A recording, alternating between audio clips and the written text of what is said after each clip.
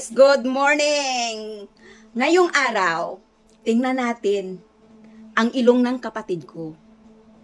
Kasi daw, nagpa-inject siya para mawala ang pakpak. Guys, i-call na natin siya. Ayan, kinukall ko na siya.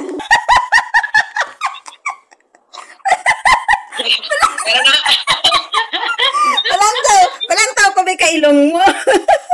Nagtawag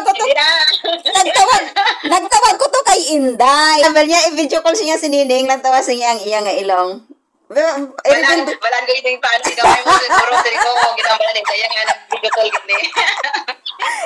I-reveal ko ilong mo? Bebe? Pilas na gasto mo? O guys, o tingnan nyo yung ilong ng sister ko. Wala mataas ilong. Bebe lang daw ko may kailong mo, bebe? Dede? Ay, oo, maganda nga siya, Ning. Hindi, abi na. Tingnan nyo yun, side view. Side view. Ay, wow! Wala na pakpak.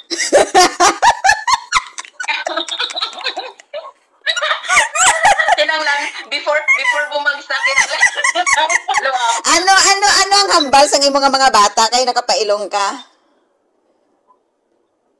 Ay, wala ka kinang deserve mo na yung magastos sa kaugalingan ko. Kasi may pagani ko si Jidit, excited ka Jidit ato sa boarding house.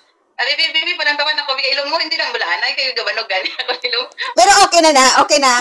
Okay na siya. Supportive. Oo. Ayun. Supportive man sila, wala ako nila ginapaobra. Wala ko nila palaba. Akong paligo, bit-bito nila. Ay, galing. Pero, at least okay na siya. O, di ba la? Kami, ambot, saan o kami makapailong sini? Hindi na yung kinahanglan niya ilungan ang gamuya, kahit tagas na yung ilungan. Uya man ko kay Toto. Ginano ka gin-injectionan lang. So, nakita nyo, no? Kita nga mga babayi, deserve naton ang magpagwapa, magparituki sang aton nga itsura, basta kita may kwarta. O, di bala?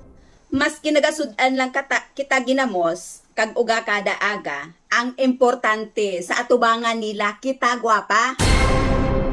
Ang artista gani, ginabayaan nga gwapa-gwapa na, kita paihan nga ang itsura ta daw lumuton na. Well, deserve talaga ng sister ko ang magpaganda dahil single naman siya. Kag ang mga bata niya, nga mga lalaki, supportive sa tanan nga ginaobra niya. O, di bala, clap-clap sa ating sister. O, kamudira, nga mga chismusa, arangkada na, magpagwapa na. Hindi porket madamo na kita bata, hindi ta na pagtagaan atensyon ang aton nga mga itsura. Well, mga mamis, magpagwapa. Para hindi kita pagbayaan sang aton nga mga bana. Kung wala ka sang kwarta, kadamo ka iban news dira sa aton nga mga palibot, mga alibhon kag kun mga ano pa. O di bala, kinahanglan gwapa kita sa ila atubangan sang aton nga bana. Hindi lang kung mahubog ang aton nga bana, saka na kita maggwapa. Anyway, ha, mga mamis, ha, tandaan nyo. Kung mag-ulit ka mo sa inyo nga bana, kinahanglan magpang-toothbrush ka mo, kag magpagwapa ka mo. Para arang kadahon kamo dayon, hindi kay pahubugan kamo sang bana ninyo, kay syempre mabaho na kamo hininga, mabaho pa ang inyo nga talaba. So mga mamis, yan lang ang ating videos for today. Ang importante, wala kita may ginapatapakan nga tawo. Malipayon kita sa aton nga ginaobra, sa aton nga kaugalingon. Kag mangin presentable, kag very confident kita magatubang sa ibang nga tawo kung kita gwapa na.